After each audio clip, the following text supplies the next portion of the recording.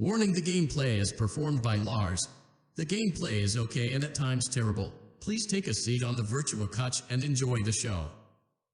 Picture this. It's 2002. Nicktoons relaunches with a new style.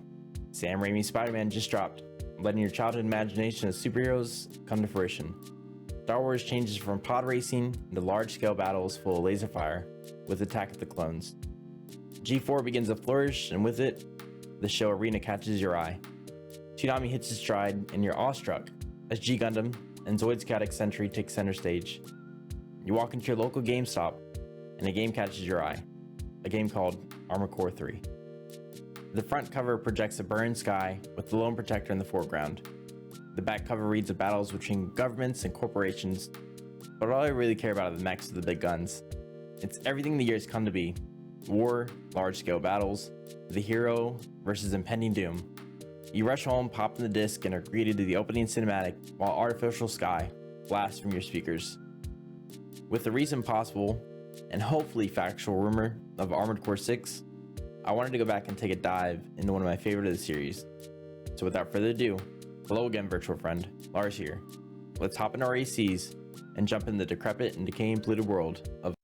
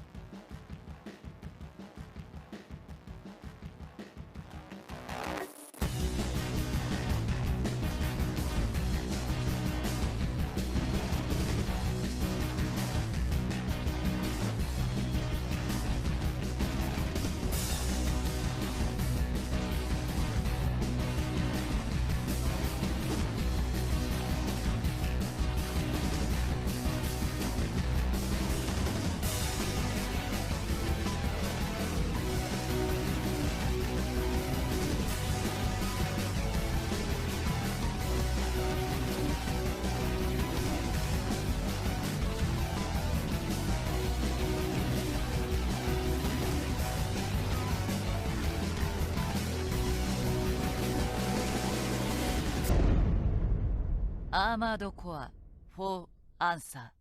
Disclaimer before we begin. Armored Core for Answer is available only for the 360 and PS3. The series is not backwards compatible, and on top of that, only a few of them are available for download. You'll need to find a copy online or in store, and that could be challenging and, depending on where you find it, pricey. There are emulators available, but I'm not going to tell you where to look or how to install them. I'm just warning you before you fall headfirst into this amazing series. For Answer takes place 10 years after the events of Armored Core 4. At the start of Armored Core 4, we learn that the world's nations are in chaos due to overpopulation and failing to maintain law and order. Through what is known as the National Dismantlement War, the corporations banded together to eradicate the world's governments by employing Lynx pilots using Kojima technology to take them down. The coup only took 2 years. You can imagine how tempting it would be for the corporations to then just turn against each other for world domination. They formed an anti-establishment ruling called Pax Economica. It was sadly nothing more than a hollow promise. Corporations pled plausible deniability by creating small factions to do their bidding. Corporations agreed on one thing: to abolish the development of Kojima technology. Or so we thought. The technology uses dense green particles in the air to provide faster speeds for ACs, even flying over 1,000 kilometers an hour. ACs, by the way, are armored cores. We call them ACs for short. The particles can be volatile if made into beam weapons and missiles. They even created giant cannons which can do more damage than any physical blast.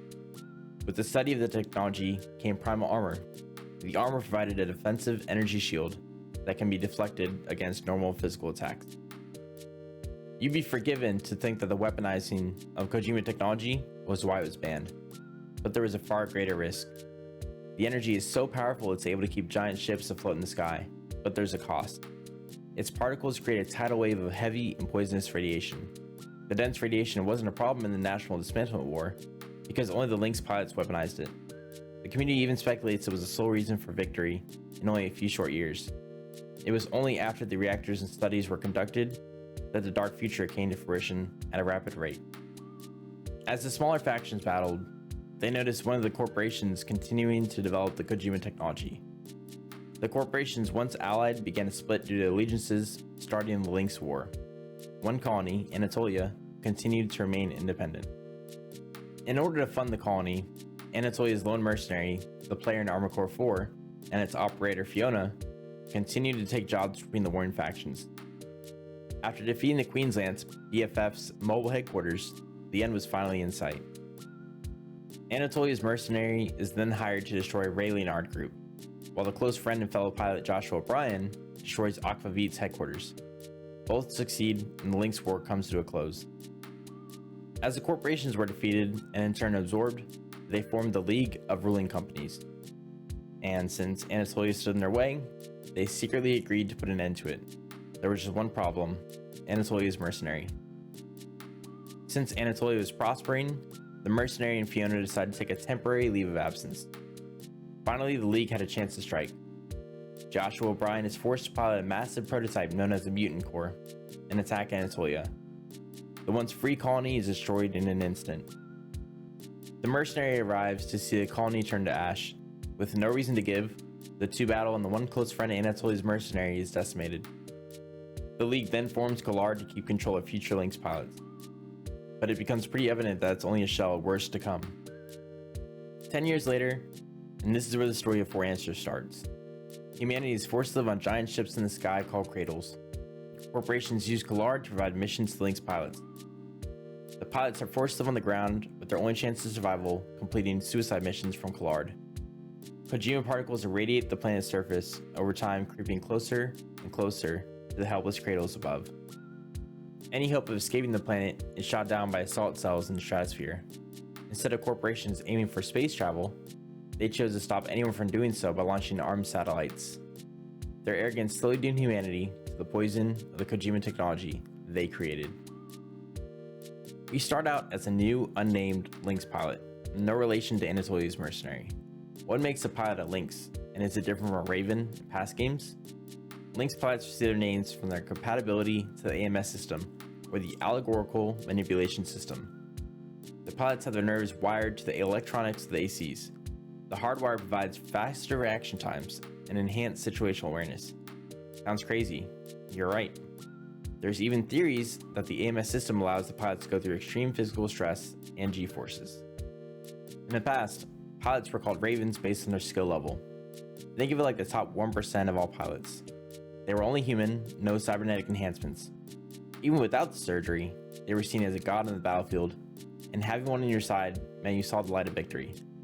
But seeing one on the horizon meant you probably weren't going to make it back to your family. Lynx pilots don't have a unionized standing like Ravens do. Your actions are your own. Collard is supposed to be like the Nest and watch over pilots, but there's nothing they can really do. The pilots who utilize the AMS technology can stampede through forces and colonies easily. The only way to combat them is with other Lynx pilots, or to throw thousands of lives at them. This leads to two disgruntled sides. One side of the corporations, tired of disloyal pilots disrupting their work for a paycheck. The other forms into a group called ORCA. They're tired of corporations destroying the only chance for survival just for economic gain. The planet is fading. There's no turning back. There isn't a secret weapon that could create plant life across the world. There's only the Kojima particles expanding at a rapid rate, soon to suffocate what little life remains. Before we run through spoilers of the game, I wanted to go over mechanics and explain the complications of the series as a whole. This may seem odd to start out on mechanics before even jumping into the game, but trust me, this can be a brick wall for new and novice players. Your weapons can be customized into the following: right arm, right back, shoulder, right hanger, left hanger. Your armor consists of head, core, arms, legs, FCS, generator, main booster, back booster, side booster, and overhead booster. I told you it'd be a brick wall. Your arm units can use a variety of weapons. Think of them as weapons you can hold in your hands like a sword or a shotgun. Your back units begin folded down on your back, but are more powerful and can use weapons such as tracking missiles, cannons, or even Kojima cannons. Shoulder units offer flares or retaliation missiles. I've never used hanger units, so I can't speak to their effectiveness. Your main armor consists of light, medium, and heavy pieces. they offer the main stats of AP, AC defense, PA rectification, stability, weight, and energy cost. You're not really going to be concerned with this information. Why? Well, because the game really doesn't provide a description of each stat. If you click see more information, you're left with stats that fill the entire screen. You're mostly going to be focused on your weight capacity and energy bars on the right side. As long as you're under those thresholds, your AC will run okay. Each armor piece is a description of what to expect from it. I recommend paying more attention to these pieces. The C01 Talus core has a description reading, heavyweight energy efficient part with good energy defense. You get a good idea just from that.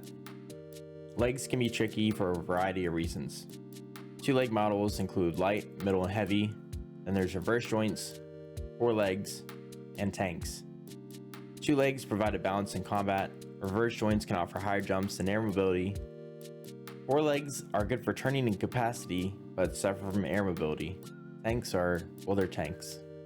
DFCS is your targeting software. Luckily, the descriptions provide useful information such as a part designed exclusively for laser blades. It's pretty cut and dry. Generators are defined by light, middle, and heavy. They offer energy output and capacity based on those weights. Boosters can be tricky. Where they are located defines their movement, such as side boosters determine how fast you dash side to side. Main boosters provide initial boost forward. Overhead boosters are separated because they offer additional effects, such as assault armor. Assault armor takes your PA, or primal armor, and turns it into a wide range explosion. Your primal armor sucks up your shield though. If you aren't careful, you'll get shredded instantly. Deploying assault armor can be useful in 1v1s, but don't use it all the time. You can tune and stabilize your AC unit. Over time, you'll acquire FRS memory, which you can then use to tune stats such as energy output and turning ability. Stabilizers can offer additional stats, but require specific pieces acquired from the store. You can modify these free-handed, or let the game automatically do it for you. I recommend laying the system aside. Here's a snippet from a discussion between me and my friend Steven going over it. Yo, what's going on? What's going on, good buddy? Hey, yo, Welcome to the Tivo, Discord. thanks for coming in. Appreciate it. I'll see you later. Yeah, okay, so I got my screen shown. I just don't understand the stabilizers. So, generally speaking, right, you have big heavy cannons in the back and 2 lightweight guns up front. Right. Now, generally speaking, if you're boosting forward, all of that back weight will help you go forward. However, if you try and boost back, you'll still be able to boost, but you might not necessarily be able to go as far. Now, that works in conjunction with what boosters you are using on your current AC. So, for a general all around, your best bet is to keep that center at 0, or have the front end 0 and the back end to be as heavy as you want. That way, if you're chasing somebody with a blade, you have that extra weight forward momentum to get you forward. Right. So does this deal with anything as far as like ascending or descending at all, or is this just forward, left, and right, and backwards? It's just forward, back, left, and right. The only indicator in as far as how fast you ascend your altitude is your booster, your main booster. Got it. You know, it's something like the Aaliyah booster, which is an amazing booster in and of itself in the game. It is one of the best. Yeah, I was mostly trying to avoid going up. I just wanted to dash side to side. So that's good. Awesome. That makes a lot of sense because, yeah, like if you look at any of this, it just doesn't really make sense. So I want the front as low as possible is what you're saying? So your center where it says negative, shoot, what button is that? Let me see here. I'm on Xbox or whatever it is. That would be the X button. Left button. Right. Now, what I do sometimes is have it auto, because it will balance itself out to 0-0 as best it can. You said auto? Yeah. Where is that at? Oh, auto automatically equip stabilizers. Yep. Oh, you have every single one equipped, so it's not going to take any off. Right. Hit that same button, take them all off, and then do the auto. This way, this will. I don't know if I was stick. Oh, dude, that's so fucking useful. The most annoying part to this is anytime you change a piece, you'll need to retune and restabilize your unit. Even if you want to automatically tune your mech, you'll still need to go back to the menu each time. You'll go through a mission and think, I forgot to change this out. And you feel annoyed until you do so. Maybe it's a placebo effect, but it still irks me. I think a big miss to the overall immersion is the black screen during customization. Luckily in 5 and Verdict Day, you get a garage you can customize, but I definitely want to see that expanded on in the future. Maybe see your parts switch out in real time. By the way, I recommend joining the Armored Core Discord 2.0. It's a great community that offers a lot of help, not just with 4Answer. They offer channels for multiplayer battles, which are fun, but sadly finding a match without the Discord is difficult. If you want a further look into multiplayer combat, I recommend checking out YouTubers like Master DX, who still uploads matches weekly.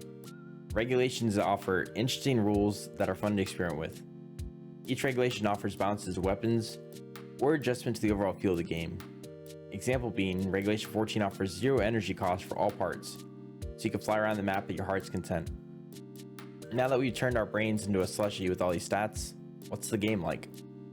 Environments are mostly desert wastelands with rubble and abandoned colonies.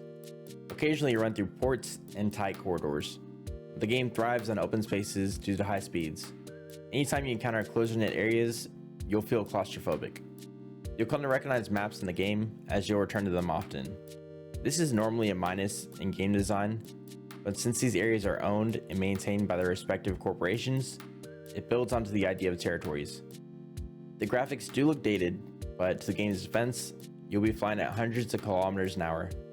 You won't be focused on how buildings crumble or where the background is lacking. You can customize your AC with colors, patterns, and emblems, and it looks surprisingly good in the middle of battle. Don't expect any broken parts after you take a few shots. The most you'll see is a static screen filter when hit, and your AC will spark if you take a lot of damage. You can distinguish enemies based on their size, weapons, and movement style. Pilots often move in certain patterns and speed, which add to the feel of combat. In ranked matches, you can see their health bar, but in missions, you have to pay more attention. Halfway through fights, they may switch patterns or play more recklessly. It's easy to get intimidated by movement style in Armored Core, especially for Answer. Your left stick and right stick move just like any other FPS game. The tricky parts are the weapons and boosting. I use Type A controls, but I've come across a lot of players who favor Type B. Here's a snippet of how it works, on Xbox controller by the way. A controls your right weapon and X controls your left weapon. For normal boosting, you want to use R2. To boost and fly, it's L2. Overhead booster is Y. To switch targets, click L3, but if you hold it down, it's going to disable the lock-on. Your shoulder weapon is B, but that's the weapon on the side of your AC, not on your back.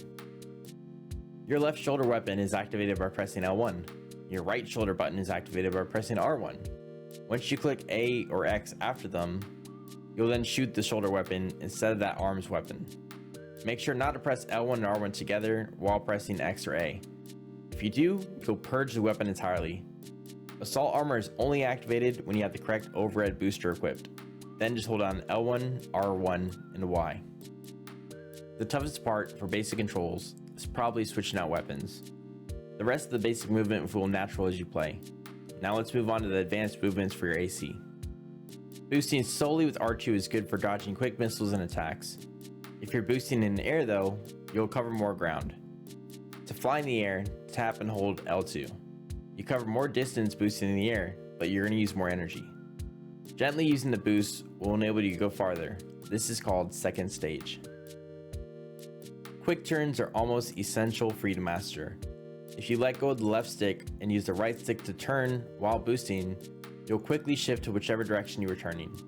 If you notice from the gameplay, AC units will almost always try to flank you. Quick turning plus air boosting will ensure you always keep distance between you and your line of sight. You can also second stage while turning, but it's hard to do, and you probably aren't going to be able to do it while focusing on the AC in front of you. Each thruster has its own cooldown based on its stat, meaning if you want to quick boost constantly, you're limited to the thrusters you have equipped. You can get around this. It's called quick boost canceling. You can do it by boosting in another direction right after boosting. So if you want to move right as quickly as possible, you'd boost right, then boost forward, then boost right again. Think of it like moving diagonally in older Pokemon games. This is also much quicker than boosting solely in one direction. You can quick boost cancel into a quick turn. Since quick turning leaves you stationary, you should quick boost, cancel, then quick turn to ensure you aren't vulnerable. Since your left booster and right booster have separate cooldowns, you should move in one direction, then turn in the other. So for example, you want to boost left, then quick turn right. There's a few good tutorials on YouTube, I'll definitely recommend them. It's far better than I can show you in a video. It all seems complicated, I know, but here's why it's important. You'll always want to ensure your enemy is in your line of sight. Boosting over them, then quick turning will lead to you instantly having the upper hand. The enemies can feel like energy costs just don't apply to them. You need everything up your sleeve to make it through. There is a practice mode available, and it's going to become your best friend. The biggest praise I can give to this game is the camera. Fast-paced battles are almost always the case, but you're able to keep track of your targets and missiles. You don't need to target them spot on, instead your lock-on is decided by factors like your radar and lock-on system you implemented. Think of it like a box in the center third of your screen. Anything within that box can be targeted. Using the wrong lock-on system can mean a death sentence. This sadly goes hand in hand with one of the worst parts of the fast-paced combat. You may have noticed the washed out colors, overbearing sunlight, or the intense fog. This may add to the style of the wasteland you inhabit, but you can easily lose your foes in battle. Red Rum used to kick my ass when I first started playing. She's a quad leg, super fast AC with close range weaponry. She dashes around you even before you can target her, all because of the immense fog. The radar can keep up to an extent, but you can't target her quick enough to bash her down. You'll spend a lot of time customizing your AC. On stream we did a few simple order matches, and one within a few seconds. But then the same weapons are practically useless in the next match. My biggest headache was Cube. He'll fly around you, and locking on him is insanely difficult. You'll either die to him shredding your primal armor, or honestly you'll just run into ammo. I felt like I was locked into one or two strats in order to beat him, and that felt like a bummer. You'll define your strategy based on how you were defeated in that mission, not the description or battle information prior to accepting the mission. It definitely feels like a letdown the first time around, because the difficulty spikes are frequent in this game. Allies often feel useless, and you'll just use them as a distraction in bigger fights.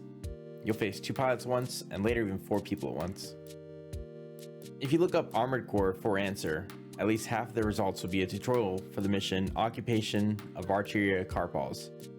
The battle begins as 2v4 or 1v5 in hard mode. The port facility is almost entirely closed in, leading to you easily getting pinned and decimated. I've only seen one playthrough where the player fought up close. The others were videos of cheeses, clipping through walls, or a long range battle. I played the mission for maybe 2 hours straight. I tried double moonlight blades, assault armor, shotguns, rockets.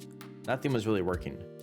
My ally wasn't help either. He paces around the area slowly and will lose regardless of your ability. By the grace of the AC gods, I was able to pull the enemies one at a time and get the others stuck between the corner of a wall. I used the rail cannons to hit them from afar, and anytime I saw rockets, I whizzed off and repeated this for each opponent. At the end, I miscounted and ended up pulling the last 2 together and got shredded in a matter of seconds. I just took a deep sigh and clicked retry. I knew I could do it. I ended up using the same tactic, and once my rail cannons were out of ammo, I switched to laser rifles and came out on top. It felt like a cop-out. For a game of fast-paced combat, it seemed like I was locked into a playstyle due to the port. The bridges and roads inside stopped my momentum if I overboosted. I had trouble distinguishing targets, and the enemy honestly felt like they had infinite ammo and energy. The game has sections like these, but I think off the top of my head, I kind of find that just left me at a game over screen. The rest are either really easy or can be approached with certain tactics. They aren't overly complicated or difficult, but offer little mercy. I always came back for more because I knew I could finish them and progress the story. The game takes place in 4 main chapters with branching endings depending on which missions you complete. There are 3 endings, but your initial playthrough will always be the quote-unquote good ending. The game follows a strict timeline. 2 missions may be happening in the universe at the same time. This can be frustrating because you're unable to see which paths or conflicting missions are in question. I do enjoy the continuity of the universe though. Example being White Glint will always be at the Battle of Line Arc during Chapter 2. The only difference being you either fight with him or against him based on your previous choices. Certain sets and items can only be obtained from specific missions, so in order to unlock everything, you will need to play the game multiple times. You're unable to see the gear ahead of time and you won't know where to acquire it. Missions can be anything from defeating all targets, defending facilities, or even defeating armed forts. These forts can be insane in scale. The Spirit of Motherwell is a fortress that sits above the sky that bombards you with cannons and thousands of missiles. You'll first have to fly in via huge boosters and avoid the cannons that get close. It's the giant mech from the opening scene. These battles rarely play out the same, and they're often entertaining. You'll race through a flooded city while a giant ship with laser blades in the front is closing in to slice you down. One has hundreds of drones ready to block out the sky. You'll even have to fight multiple forts later on. It sounds great on paper, until you realize this is the PS3 and 360. The hardware can barely keep up.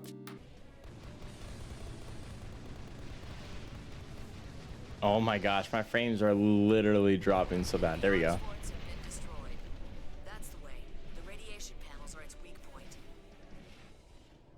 Bitch, I know that. Combat damage at 40%. Oh my gosh, this is so bad.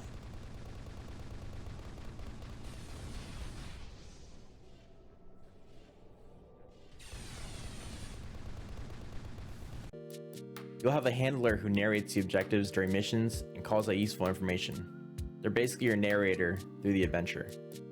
Since your pilot in every game is silent, they can be your voice of reason. They call out when you're at 50% health or you're leaving the mission area. Sadly, the mission area is usually way too small for your speeds. It's definitely a low point. One part I do love is when you encounter other pilots in battle. There isn't a cinematic with fancy and flashy moves, just 1 or 2 lines to them, and then they're going to dash straight at you with no mercy. If you have line of sight when the mission starts, you'll see them boosting straight at you from across the map. It adds the sense of urgency, and I can't help but smirk. Finally, a worthy opponent. Probably my favorite aspect of beating them is how they react when they're defeated. There's no crying or cursing, just them accepting that they've been beaten. In one run I beat Ye, and all he said was, figures. One part I am conflicted with is the animation when they lose, or rather the lack of. In Last Raven, when a pilot loses, their AC gets blown up as they cry out in frustration. In For Answer, they just say their ending remark and the AC just stops moving. It smokes and shoots off electrical charges, but there's no explosion, just speculation. If you don't encounter them later on, you could think they're dead, but are you really certain? In Titanfall 2, best game ever by the way, when you fought a boss character, you could execute them and crush them in your hands. Just seeing the enemy AC stop moving feels like a bummer. Although, it does give hope that your favorite character could still be alive. Maybe they escaped their AC before it sank into the bottom of the abyss, who knows? You'll learn more about pilots over time, or through branching storylines. Some characters just want to watch the world burn, while others shed their ulterior motives. You can't help want to learn more about them, even if they're assholes. I definitely enjoyed seeing them again. You won't encounter all 30 pilots in one playthrough, and a few are only found in order matches. Order matches are ranked 1v1 battles to decide your rank in Collard. There are 30 battles in total, although you may not get to experience all of them in one playthrough. A few matches are really easy, while other pilots can defeat you before you can even process what happened. You've made your own AC, demolished some pilots, and took down your first fort. So what's really going on in the game? Spoiler time, but seeing as this game came out in 2008 and we discussed the lack of next-gen support, I'm not going to timestamp it. After Anatolia's mercenary and at Star of Fall at the Battle of Line Arc, deaths unconfirmed, ORCA announces itself to the world. They are a band of Lynx pilots who are tired of corporations letting the world burn. See, it turns out that the cradles in the sky actually run off of Kojima tech, the same tech that is destroying humanity's chance for survival. Pretty soon, the Kojima particles are going to reach the cradles, and humanity is going to face extinction. Their plan is to carry out the closed plan. The plan is simple: employ the anti-satellite cannons at several archery facilities and shoot down the assault cells, stopping humanity from reaching the stars. There's one problem: the cannons will siphon the energy from the cradles, causing them to fall. There are three main paths to choose from. You can work with the League to stop ORCA, you could join ORCA and enact the closed plan, or you could just destroy the cradles with Old King, and then in turn, everything just for the hell of it. A lawfully good character will say, "Oh no, I have to stop ORCA," but think about it. You're just prolonging the inevitable. The cradles will continue to shoot out harmful Kojima particles. The League's still going to be complacent and bend the rules just for economic gain. What good does it really do? I used to think this was a better ending, but the League is tolerant of ORCA. They agree to their demands secretly, as long as they're safe and can prosper from the destruction. They call off all pilots. The only ones who don't listen are you and Windy Fansion. ORCA's path seems more reasonable, but are you willing to have the blood of the innocent on your hands? But then again, is anyone really innocent? You've never interacted with anyone besides corporations, pilots, and your handler. What are you really fighting for? At the end, you fight Windy Fansion with Maximilian Thermidor. You come out the only one alive, and you're the last living member of ORCA. The cradles fall, you shoot down the assault cells, and life can finally reach the stars. There's still a catch to this path though. Remember when I said Starva's death was unconfirmed? Well, that's because he faked his death and became Maximilian Thermidor, the leader of ORCA. In the past, he's had allegiances to Omar Technology, and that led me to really question if he was the leader of this all along. Is this the same game corporations have been playing since 4? Is ORCA just another fake faction for economic gain? You wouldn't know just by playing, but turns out Omar Technology is actually funding ORCA all along. Maybe they wanted to go to space, letting ORCA complete the plan would offer deniability if they failed. Or maybe in reality, they're the real ORCA, and Starva was just a puppet all along. The final ending allows you to become the monster you've always wanted to be. Old King gives you a ring and asks if you want to help destroy Cradle 3. You knock through the cradles in the sky until he rejoices. 100 million. Done. There are still so many lives to take. Our journey is just beginning. The next mission seems cut and dry, but it's a trap. Collard and ORCA work together to kill you both. Even your handler is ready to destroy you. You fight all of them, Old King dies, and you ride off into the sunset, destroy more life across the planet, being the last living Lynx. I've played through all 3 endings. They aren't drawn out, just 2 lines, then you're asked to save the game and start again. The endings still stick with me though. Which is the better option? Would the League really let the world crumble? Is ORCA really in charge, or is it just a front? You'll never get the answers you're looking for. You'll just have to take your save file and try a different path.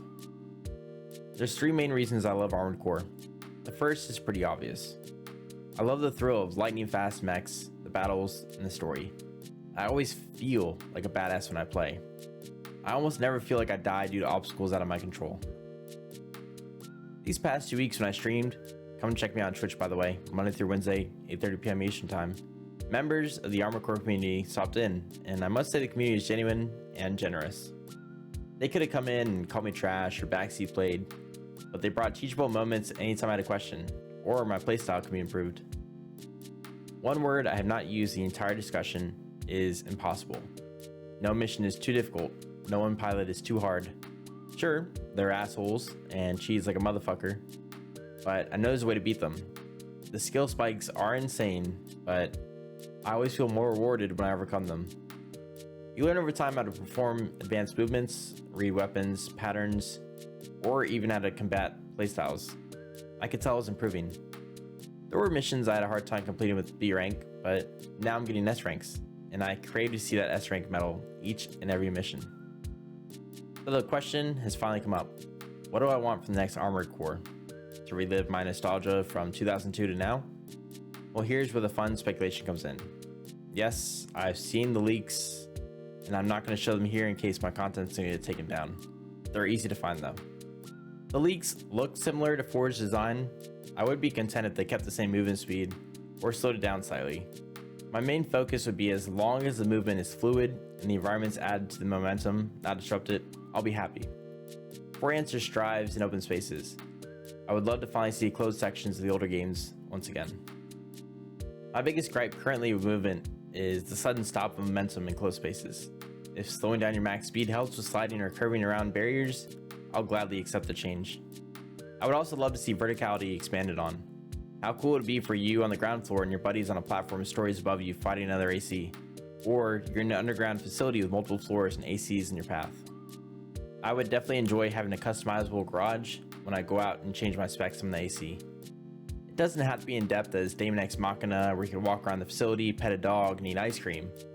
But I want to be able to shift my AC around the shop, pulling weapons off and placing new ones on. It'd be even cooler to see us ship out once you accept the mission. Building off the garage, I hope the tuning and stability is slimmed down or streamlined. The constant back and forth every time you change a part can be annoying, only after a few times, and it offers little to no value. That should be better described to avoid 1,000-page FAQs of the past. As long as the soundtrack matches the vibe before, I'll be happy. I know it's late to start talking about this, but as a whole, Armored Core has the coolest video game tracks I've ever listened to. Panther, Thinker, Shining, Fall, Audubon, and Precious Park are amazing, just to name a few. Highly recommend listening to them in your free time. If the Collard ranks were expanded on, I believe we have great matchups as well, such as sub-ranks to master. Think of it like this Lynx is number 1 with swords, or classes of fighting like heavyweight and middleweight. In order to be at the top of that division, you have to master that type. Multiplayer in Armored Core 6 could be 1v1, 2v2, or even elimination modes. I could definitely see 6 pilots entering one battlefield, and the winner is last one standing. I wonder what builds he'll make online.